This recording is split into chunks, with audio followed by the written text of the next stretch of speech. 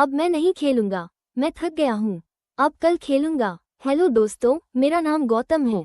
मैं और मेरा परिवार सब इलाहाबाद में रहते हैं। मेरी बहन का नाम अंजलि है और उसकी उम्र 22 साल है और मेरा उम्र 19 साल है। मेरी बहन दिखने में बहुत सुंदर और जवान है। मेरे घर में माँ, पापा और हम दोनों भाई और बहन हैं। पापा दिल्ली में जॉब करते हैं। वो साल में 2-3 बार ही घर आते हैं। मम्मी घर में ही हम दोनों भाई बहन का देखभाल करती है। मेरी बहन कॉलेज के सेकंड ईयर में है और मैं 12वीं परीक्षा की तैयारी कर रहा हूँ। जैसे कि मैं आपको बताया कि मेरी बहन दिखने में बहुत खूबसूरत है, लेकिन आज तक किसी लड़के के ऊपर उसने नजरें उठाकर नहीं देखी। वो बहुत ही संस्कारी लड़की थी। मैंने भी अपनी दीदी को कभी गलत नजरों से नहीं देखा था, लेकिन कुछ ऐसा हो जाएगा पता नहीं था। एक बार पापा जी घर आए हुए थे तो पापा बोले चलो कहीं घूमने चलते हैं। तो मम्मी ठीक है, तो पापा बोले लेकिन कल ही चलना पड़ेगा क्योंकि हमको ज्यादा दिन का छुट्टी नहीं मिला है। उस वक्त मेरे 12वीं का टेस्ट एग्जाम चल रहा था तो मैं तो जा नहीं सकता था। दीदी का एग्जाम नहीं चल रहा था, लेकिन मम्मी पापा बोले कि अंजलि, गौतम का एग्जाम चल रहा है तो तुम भी उसके साथ रहो, वो अकेले घर में नहीं रह पाएगा। तो दीदी बोली ठीक है।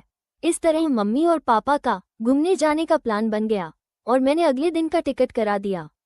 सुबह सुबह उन्हें स्टेशन छोड़कर आया और मैं पढ़ने लगा क्योंकि अगले दिन मेरा पेपर था तो बहुत तैयारी करनी थी। फिर रात हुई तो दीदी खाना बनाई, फिर मैं और दीदी खाना खाएं और फिर सो गया। कल सुबह उठा तो दीदी बोली गौतम, नाश्ता तैयार है, जल्दी फ्रेश होकर नाश्ता कर लो। दोस्तों, मेरे घर में कुल 4 कमरे हैं, एक मेरे, एक दीदी के और एक मम्मी पापा के, और एक कमरा आने वाले गेस्ट के लिए है, लेकिन बाथरूम सबका एक ही है। दोस्तों, अब मैं कहानी की ओर चलता हूँ। तो जब मैं नाश्ता करने बैठा तो दीदी मुझे चोरी छिपे देख रही थी। वो अजीब तरह की व्यवहार कर रही थी। तब मैं पहली बार दीदी के बारे में गलत सोचने लगा। मुझे खाना खाने के तुरंत बाद वो बाथरूम चली गई। मेरे मन उसके प्रति गलत विचार आने लगा था। फिर थोड़ी देर बाद मैं टेस्ट एग्जाम देने चला गया। जब मैं टेस्ट देकर आया तो बोला दीदी खाना लगा दो। उसने खाना लगाई, मैंने खाना खाया, फिर सोने चला गया क्योंकि मैं बहुत ज्यादा थक गया था। दीदी अपने कमरे में पढ़ाई कर रही थी। मैं उठा तो देखा कि शाम हो गया है। दीदी किचन में खाना बना रही थी तो मैं भी उसे मदद करने के लिए किचन में गया। तो उसने बोली कि गौतम, कैसी चल रही है तेरी पढ़ाई? तो मैं बोला ठीक ठाक ही चल रही है। दीदी, आपकी पढ़ाई कैसी चल रही है? तो बोली मेरा भी ठीक चल रही है। दीदी बोली मूवी देखेगा? तो मैं बोला नहीं, कल मेरा एग्जाम है। दीदी बोली अरे एग्जाम तो होता ही रहेगा, चल आज मूवी देखते हैं। तो मैंने भी हाँ कर दिया। कुछ देर बाद दीदी खाना बनाई, हम दोनों खाना खाए। मैं अपने कमरे में चला गया। दीदी किचन को साफ करके मेरे कमरे में आए और मेरे पास बैठ गई। फिर उसने एक मूवी लगाई, फिर हम दोनों मूवी देखने लगे। कुछ देर बाद मुझे मूवी अच्छा नहीं लग रहा था तो मैं दीदी को देखने लगा। तो दीदी बोली मुझे क्यों देख रहा है, फिल्म को देख। तो मैं बोला मुझे फिल्म देखने में मजा नहीं आ रहा, कुछ खेल खेलते हैं। तो बोली क्या? मैंने बोला जो मैं तुमसे कुछ पूछूंगा तो तू सच बोलना, और तुम जो हमसे पूछेगी वो मैं सच बोलूंगा। दीदी बोली ठीक है। दीदी बोली पहले मैं पूछूंगा। तो मैं बोला ठीक है।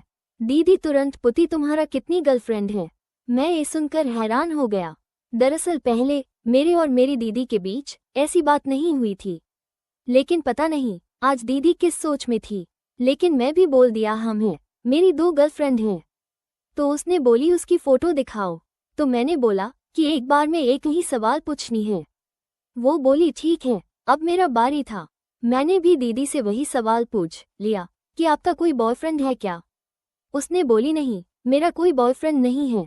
फिर उसकी बारी थी। दीदी बोली अभी तक वो काम किया है या नहीं? मैंने बोला नहीं, अभी तक तो नहीं। फिर मैंने दीदी से पूछा कि आप सुबह में नाश्ता के समय मुझे देखकर अपनी कपड़ों को अजीब तरीकों से क्यों ठीक कर रही थी?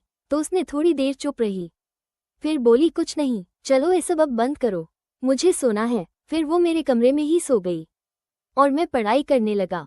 रात के करीब 1:30 बजे तक पढ़ता रहा, फिर वहीं सो गया। दीदी सीधी सो रही थी, लेकिन मेरा हिम्मत उन्हें टच करने का नहीं था। फिर मैंने वो वाली मूवी देखा और बाथरूम गया, फिर अपना काम खत्म करके सो गया। सुबह हुई, दीदी नाश्ता बनाई और हम दोनों नाश्ता किए और फिर कॉलेज चल गए। फिर एग्जाम देकर हम घर आए तो देखा कि दीदी भी कॉलेज से घर आ गई थी। मैं बहुत थक गया था तो मैं तुरंत सो गया। फिर धीरे धीरे मेरा नींद खुलने लगा क्योंकि हमें कुछ अजीब सी आवाजें सुनाई दे रहा था। तो मैंने बाथरूम में देखा तो देखाकर हैरान हो गया। दीदी बाथरूम में गिरी हुई थी, उसका पैर फिसल गया था तो वो जोर जोर से चिल्ला रही थी। मैंने बाथरूम में गया और दीदी को गोद में उठाकर बेड पर सुला दिया। उसे ज्यादा चोट लगी थी तो मैंने मेडिकल से दीदी के लिए दवाई ले आया। डॉक्टर ने मालिश करने के लिए मलहम भी दिया था। उस दिन खाना मैंने ही बनाया और दीदी को अपने हाथों से खिलाया। फिर मैंने दीदी को दवाई खिलाई और सोने जाने लगा। तभी दीदी मुझे बुलाई तो मैंने बोला क्या हुआ दीदी? दीदी बोली वो मलहम से मुझे मालिश कर दे।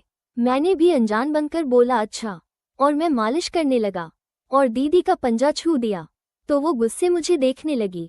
फिर बोली क्या? तो मैंने बोला आप बहुत खूबसूरत हो।